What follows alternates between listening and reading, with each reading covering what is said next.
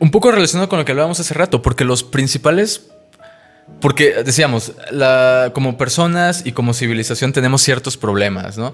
Y estos ciertos problemas están anclados en una desconexión que tenemos del universo, de nosotros mismos. Ahora, si nos ponemos como a lo que tu pregunta me lleva, ¿no? Como ponerse más quisquilloso con esa parte de qué es lo que genera ese problema. Es un concepto incluso que está trabajado desde la academia. Hay un académico, el doctor Tom Roberts. Okay. Él habla acerca de algo que él llama la falacia del estado de conciencia. No recuerdo si ese es el nombre exacto, pero por ahí va el término, la falacia del estado de conciencia. Él dice que como cultura, como cultura, como sociedad, como seres humanos, tenemos esta idea errónea de creer que el estado ordinario de conciencia es la única vía válida para generar conocimiento y certeza de la realidad que nos rodea. Entonces, falacia de la unicidad. La falacia del estado único es el nombre correcto, sí. Entonces, lo que ocurre con esta falacia es que funciona hasta cierto nivel. Es decir, todo lo que generamos o muchas de las cosas que generamos como cultura están basadas en un pensamiento lógico, secuencial, racional. O sea, primero aprendo qué es el 1, luego aprendo qué es el 2 y después voy a poder hacer la suma de que 1 más 2 me va a dar 3. Entonces voy aprendiendo por parte, luego otra parte y luego eso me lleva a otra parte. Sin embargo, esa es la manera característica en la que el sistema ordinario de conciencia trabaja.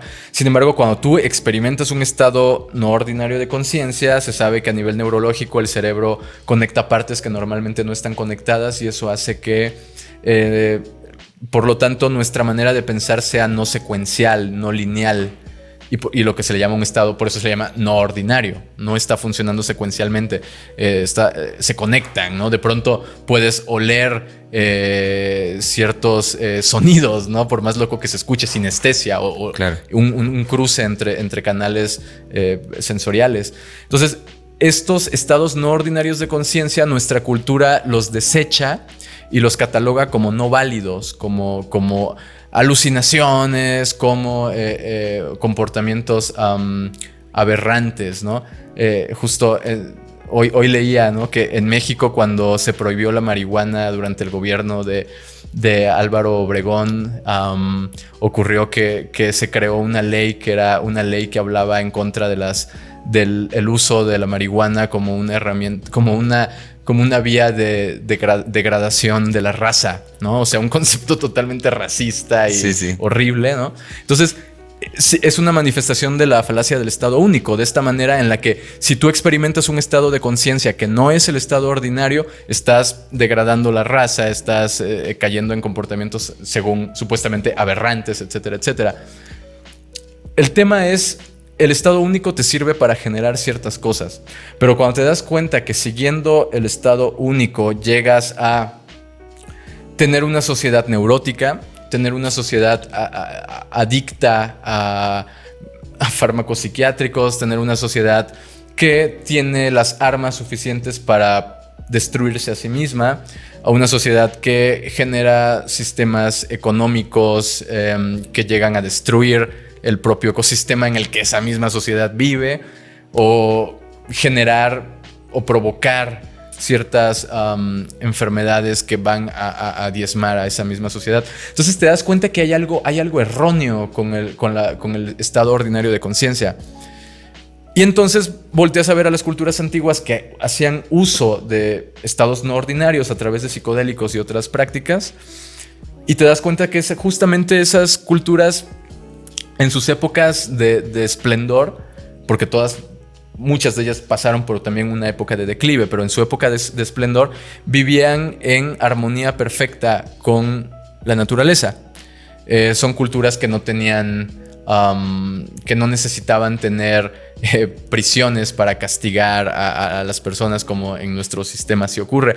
Entonces realmente dices, ok, pareciera entonces que el estado no ordinario de conciencia les servía para alcanzar otras cosas, y creo que eso es lo que ocurre ahora, que precisamente esta falacia del estado único nos ha llevado a vivir anclados a una cierta forma de entender nuestra naturaleza y nuestro medio, que nos ha orillado a vivir ciertas problemáticas que vienen de nuestra propia desconexión, de que nuestra cosmovisión no considera cosas que tendría que considerar, como por ejemplo el hecho de entender que básicamente no existe. O sea, el hecho de que el cuerpo cese la función biológica no es prueba de que mueras. O sea, no existe realmente una manera de probar de que realmente mueras. Lo único que existe es la manera visual de ver que un cuerpo dejó de funcionar y que algo o alguien que hablaba ya no habla, ¿no? Pero no puedes asumir que la conciencia que habitaba esa persona desapareció, ¿no?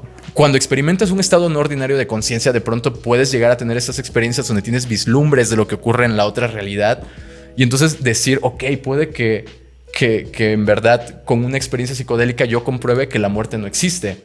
Y si yo acepto ese conocimiento, paso a vivir, por lo tanto, mi vida de una manera, o tendría que pasar a vivir mi vida de una manera diferente, en donde ya la muerte no sea ese elemento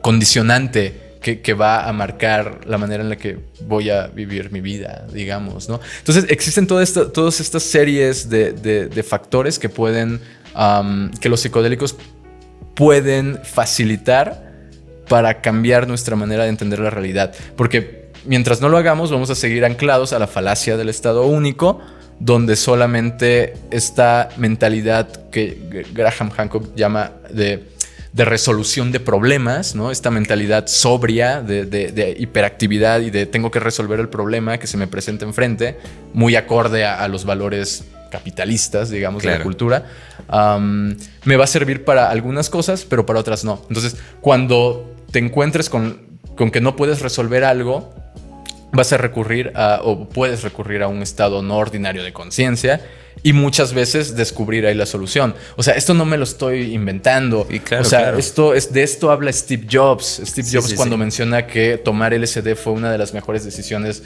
de su vida, ¿no? Claro. Un montón de gente, científicos, Kary Mullis, el tipo que descubrió o creó esta técnica de la PCR, la reacción en cadena de la polimerasa, que se utiliza en las pruebas de COVID, por ejemplo, en pruebas genéticas, hizo sus descubrimientos con tomas de LSD. Francis Crick, el codescubridor de la estructura de la doble hélice del ADN, tuvo la idea de imaginar al ADN como una estructura tridimensional de doble hélice precisamente gracias al LSD. O sea, es innegable que estos estados no ordinarios de conciencia amplifican la percepción y la creatividad de forma que puedas llegar a descubrir cosas que bajo el estado ordinario de conciencia no. Y cuando el estado ordinario de conciencia te está llevando al borde del abismo, ok, quizás ese sea un buen momento para acudir al estado no ordinario de conciencia y entonces encontrar la manera de sortear ese abismo, ¿no? Eso puede significar